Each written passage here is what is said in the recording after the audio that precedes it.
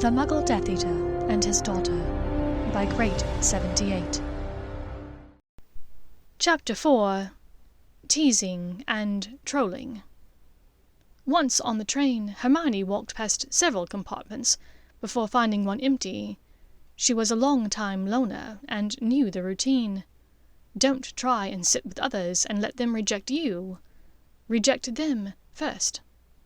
She'd settled herself into the bench for only a moment when the door was thrown open with a clatter. "There you are! Merlin, Draco, how are we supposed to keep an eye on her when she's hiding down here at the end of the train?" "Shut up, Theo." Draco and one of the other boys from the reception at Malfoy Manor, a chestnut brown-haired boy with lively eyes, stepped into the compartment. "Hermione, we would be pleased if you were to join us in our car," Draco said stiffly, as though delivering lines in a play that he didn't want a part in. Ordinarily, she wouldn't feel right accepting a pity invite, but her mother's words came back to her. "Take time to get to know your classmates." She took a chance and answered, "Oh, well, if you're sure." She followed them in silence, noticing how Theo kept elbowing Draco in the ribs, as though they were both in on a private joke. Draco, however, didn't seem to want to play along. "Through here," he said gruffly, gesturing her through the compartment door about halfway down the train. The train ride had been quiet. No one spoke much, even when the woman pushing the snack trolley stopped by. Hermione watched with interest as the others made purchases, then selected a chocolate frog, paying with the unusual coins she'd gotten at Gringotts Bank. She managed to capture the frog before it hopped away, but the fact that it hopped quite took away her appetite for it. "Who did you get?" Theo asked. "Pardon?" "Never heard of him." Theo stuffed 2 frogs into his own mouth. "I got Merlin and Bagshot." "Boring. Let me see." He held out his hand, and not knowing what else to do, Hermione put her hand in his. "I want your card, Granger," Theo said, smirking. "Save the hand-holding for when we're alone." Hermione stared blankly at him until he reached for the chocolate frog wrapper and removed the card inside. "It says Ravenclaw. Worthless. Here you go." And he gave it back to her. "Rowena Ravenclaw. I've read about her. Wit and wisdom, isn't it?" "Yeah, the know-it-alls," Theo offered, licking the chocolate from his thumb and forefinger. "Probably where I'll end up," she thought. "And where do you suppose you'll be? Which house?" she asked Theo, and by extension, Draco next to him. Both of them looked at her with incredulity, but Draco was the first to recover. "Our parents were all in Slytherin. It's most likely where they'll put us." "Oh," was all Hermione could manage.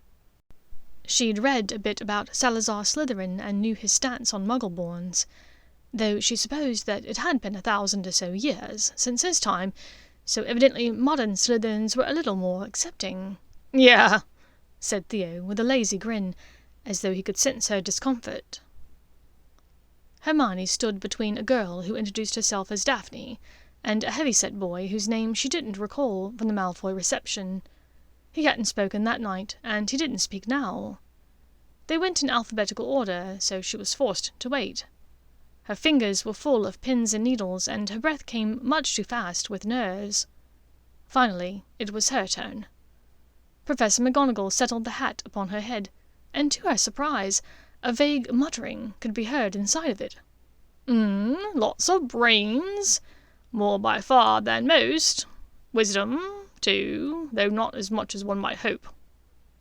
Well, that hurt," she thought. "Cunning. Loyalty, it's all here. And a fair bit of courage. Better be Gryffindor!" the hat yelled, and the students with red neckties to one side of the room cheered loudly. She stood, returning the hat to Professor McGonagall, and hurried that way without a backwards glance at the stunned Draco Malfoy. "What do you mean? The hat put her in Gryffindor?" Lucius was equally as stunned as his son had been. After meeting Hermione and spending time with Richard Granger, Lucius had no doubt that he was dealing with a diabolical duo. How had this young girl, this mudblood, managed to fool a magical artifact of a Hogwarts founder? I've no idea. It took quite a while deciding, even longer than it took with Potter. It took a long time for Potter as well. Lucius appeared to be mulling this over. You know, there is talk that he will rise as another in place of the Dark Lord, to manage to kill or even heavily injure such a powerful wizard as the Dark Lord. He seems to have become friends with the Weasley boy. At this, Lucius's mouth drew into a thin line. Keep watch, Draco. Everyone expected Potter to go into Gryffindor. Perhaps she knew it as well. She and her father may be planning something.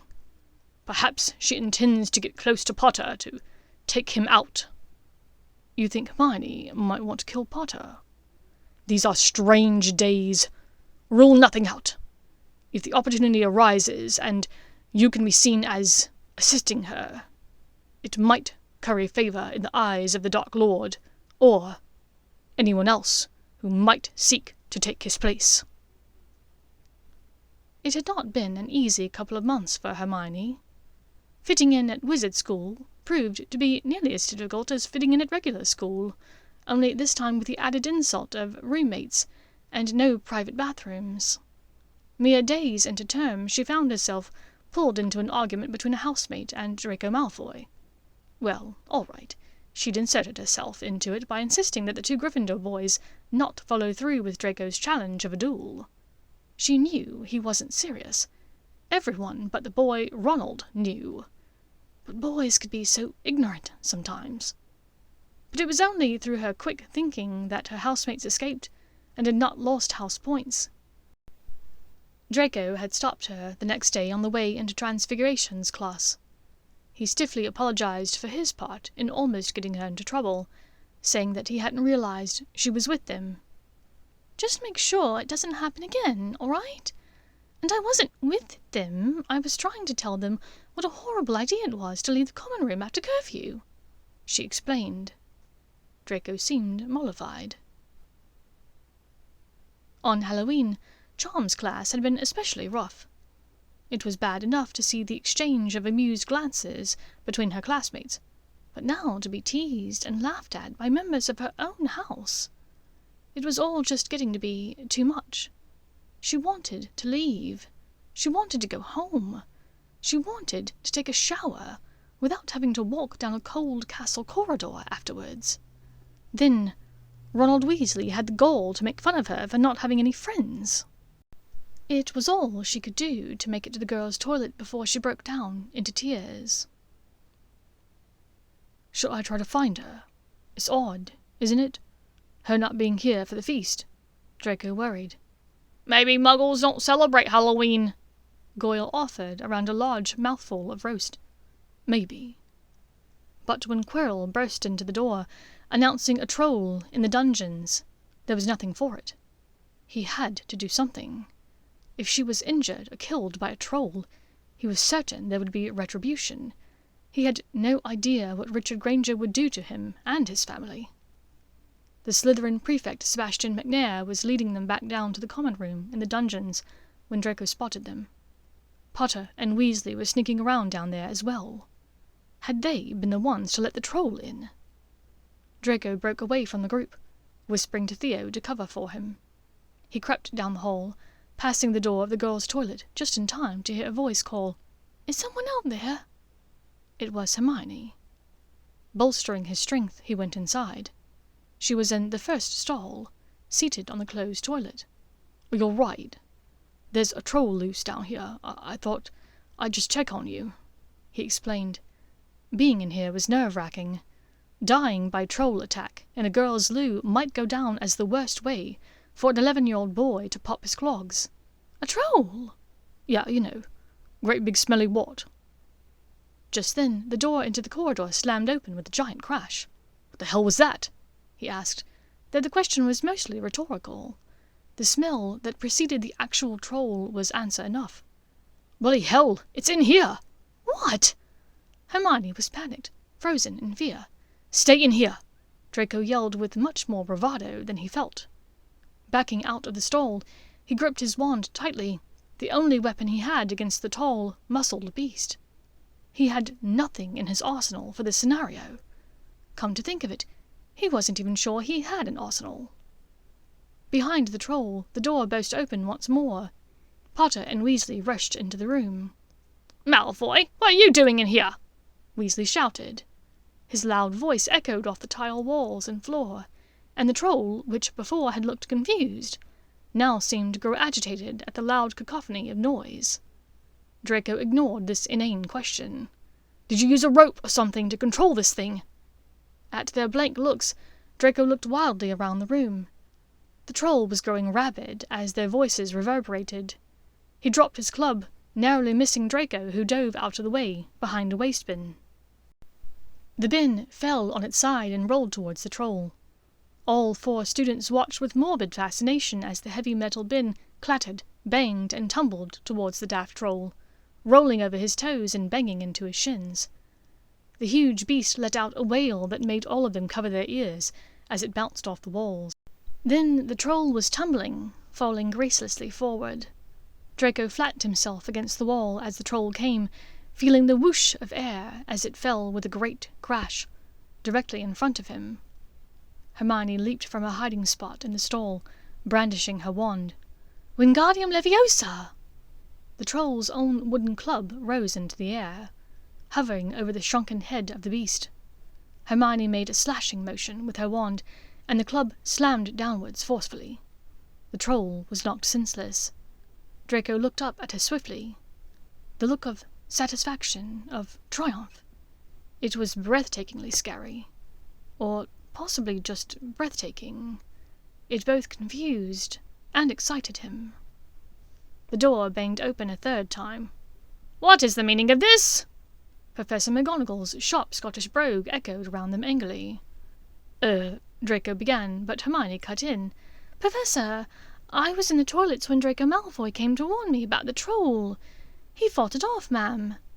Professor McGonagall looked around the room, taking in Hermione and Draco with their wands drawn, and Potter and Weasley still standing near the door, dumbstruck at what had happened, wands still stowed away. "I see. And you 2 thought you would just come and enjoy the show?"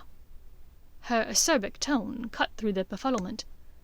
"No, Professor, we were coming to warn Hermione as well." "Interesting, gentlemen. Mr. Malfoy, how did you know Miss Granger was in here?" "I didn't. I heard her asking through the door who was there, and I thought she should know there's a troll on the loose," Draco offered. "And you, Potter? Weasley?" Weasley began. "Well, Ron—" Potter started, but drew back when he saw Ron's sharp look. He tried again. "Some people were teasing Hermione in class.